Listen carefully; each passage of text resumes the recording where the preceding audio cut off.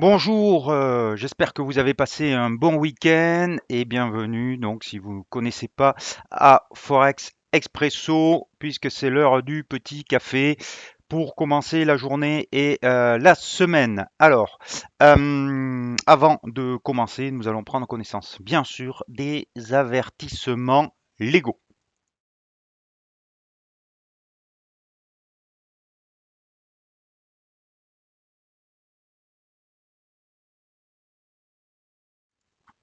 Voilà. La semaine qui arrive va être chargée en publication d'indicateurs qui arrivent juste avant la réunion de la Fédérale Réserve qui aura lieu le 20 et le 21 septembre euh, sur lequel les opérateurs vont se focaliser. Donc pourquoi les indicateurs qui sont publiés cette semaine sont importants? Parce qu'ils concernent majoritairement l'inflation aux États-Unis, l'inflation en Europe, en Grande-Bretagne, et que vous savez que le débat tourne autour de la réduction du programme d'achat d'actifs. Et pour cela, donc, il faudra que les chiffres de l'inflation aillent dans ce sens-là. On aura aussi une indication sur la croissance économique. Ces derniers temps, les indicateurs étaient plutôt faibles, on va dire, par rapport à ce qui est attendu, ce qui a sans doute reporté le début du tapering à un peu plus tard, plutôt fin d'année. Jeudi, il y aura les ventes au détail aux États-Unis qui nous donneront aussi une indication sur la vigueur de la croissance. Est-ce qu'elle s'essouffle comme ça semble être le cas et qui permet aux banques centrales, ce qui permet aux banques centrales de temporiser, ou est-ce que ces ventes au détail vont repartir à la hausse et montrer une certaine vigueur de l'économie américaine? Il y a aussi des indicateurs en Chine qui seront importants pour voir si la croissance mondiale est toujours là, puisque la Chine est le deuxième pays au niveau de la croissance et qui tire vers le haut, notamment la consommation de matières premières. Donc, demain, l'inflation aux États-Unis, 14h30, qui sera donc suivie de près. Pour l'instant, nous avons un début de semaine avec un dollar qui reste solide, qui reste demandé. Vous avez à l'écran l'indice dollar.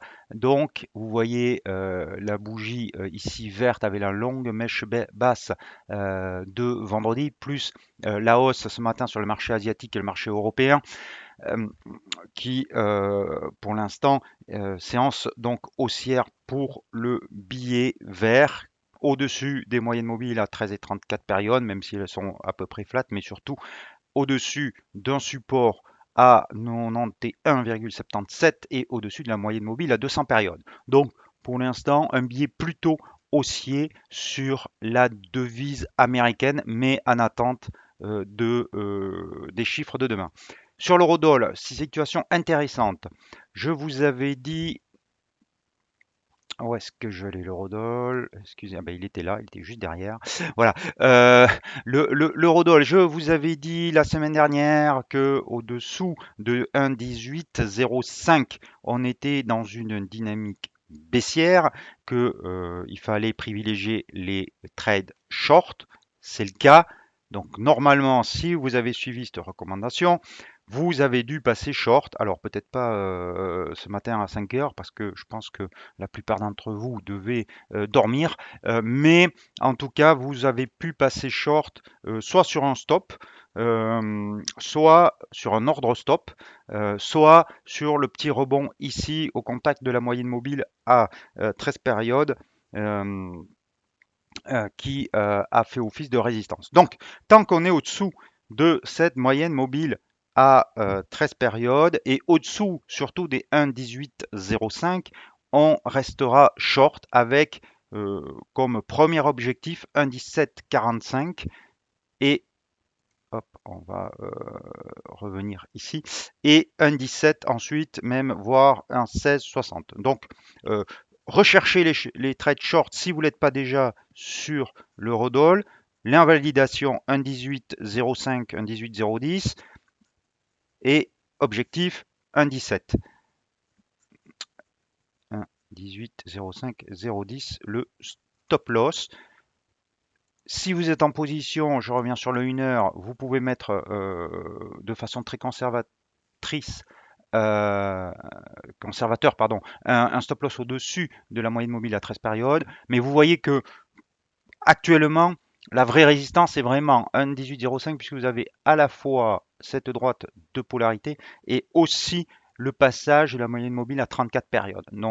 Euh, vous avez le choix pour mettre votre stop de protection, mais euh, moi je le mettrai sur clôture au-dessus de la moyenne mobile à 34 périodes pour accompagner le plus possible le mouvement. Bien entendu, si vous n'êtes pas short, c'est trop tard pour vous y mettre, hein. Vous voyez ici le RSI qui est très très bas, qui est même, il y a une petite divergence haussière sur le 1 heure. Je la marque ici. Divergence qui n'est pas encore validée, parce que pour être validée, il faudra qu'elle dépasse ce sommet, mais on pourrait avoir un rebond et qui pourrait être mis à profit pour ceux qui ne sont pas en position pour se positionner. Alors surveillez la teneur des bougies au contact des moyennes mobiles à 13 et plutôt 34 périodes. Et si vous aviez une bougie négative au contact de la moyenne mobile à 34 périodes ou au contact des 1,1805, on pourrait se repositionner short, ça offrirait un très bon risque reward. Voilà pour l'eurodoll, donc biais négatif. Donc l'autre paire de devises avec un biais négatif, c'est l'euro sterling. Pourquoi? Parce que, alors si on prend un petit peu de hauteur, pour le coup, vous voyez qu'on est dans une dynamique baissière où on a une longue consolidation horizontale, mais plutôt avec des sommets plus bas à chaque fois, même si ici il y a eu un petit pic. Et surtout, on n'a pas dépassé la moyenne mobile à 200 périodes. On est venu bloqué dessus et on est reparti à la baisse depuis la semaine dernière. On est repassé en dessous des moyennes mobiles à 13 et 34 périodes qui risquent de se croiser. Donc, on va privilégier là aussi des trades short avec comme objectif le précédent creux à 0,8450. Si on passe sur le 1 heure pour voir si bon, alors bien sûr, là aussi, il est trop tard pour rentrer, hein, parce que là, vous êtes, si vous rentrez là, vous allez mettre un stop à 0,8540. Euh, c'est avec un RSI qui rentre en position de survente. Alors, ça veut pas dire que ça va se retourner, loin de là, parce qu'il peut rester en survente très très longtemps. Mais euh, vous pouvez vous pouvez, si vous rentrez là, votre stop loss, il va être peut-être un petit peu haut. Enfin, vous avez un risk reward qui est pas forcément très bon.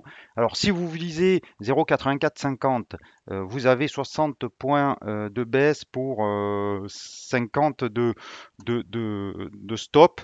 Euh, Personnellement, puisque 40, on est à 0,8510, donc 0,8555, 45 de stop. Personnellement, je trouve que ça fait un petit peu trop. Je préférerais avoir quelque chose comme 30 pips, de 30-35 pips maximum de, de stop sur un horizon de temps, 1 heure. Mais bon, si vous visez 0,8450, à la rigueur, vous pourriez rentrer là et vous avez un risque de 45 points pour un gain de 60. Bon, c'est pas formidable, mais ça peut se tenter. Je préférerais attendre personnellement un petit rebond avant de me positionner sur cette paire de devises. L'euro-yen, là aussi, on est plutôt sur du négatif, mais on n'a pas cassé le retracement de Fibonacci de 50% et j'attendrai, vous voyez qu'on a un petit rebond dessus actuellement, donc j'attendrai une cassure sous les 129,60 pour me positionner à la baisse sur cette paire de devises. Donc fragilité de l'euro quand même, c'est le cadre général. Euh, Sauf contre franc-suisse, il y a toujours une exception. Vous voyez, alors on va repasser, hein. Vous voyez que la droite de polarité à 1,0835 a parfaitement joué son rôle. Elle a contenu l'avalement baissier. Je vous avais dit que ça c'était négatif, mais que il fallait qu'on finisse sous le plus bas de cette bougie pour vraiment reprendre un short, un trade baissier. Ça n'a absolument pas été le cas. On a eu un parfait rebond. Donc là-dessus, on est coincé entre la moyenne mobile à 200 périodes et les moyennes mobiles à 13 et 34 et la droite de polarité surtout. Donc tant qu'on reste entre les deux, on évitera cette paire de devises. Sur le dollar australien maintenant, dollar australien bloqué par une oblique baissière, mais depuis 4 séances, quasiment sans mouvement. Donc là aussi, on va attendre une séance un peu plus marquée pour se positionner. L'australienne, c'est la même chose. On est un petit peu coincé entre les deux moyennes mobiles qui sont flat, donc pas grand-chose à faire à mon avis là-dessus. Le kiwi. Alors le kiwi, je vous avais dit la semaine dernière donc de solder vos positions et que vous pouviez garder euh, un tiers de la position sur le kiwi qui, euh, au moment où j'ai fait la vidéo, était gagnante puisqu'on était sur 0,7145 je crois. Donc je vous avais dit de solder les 2 tiers de la position avant le week-end et de garder pour ceux qui le voulaient un tiers de la position.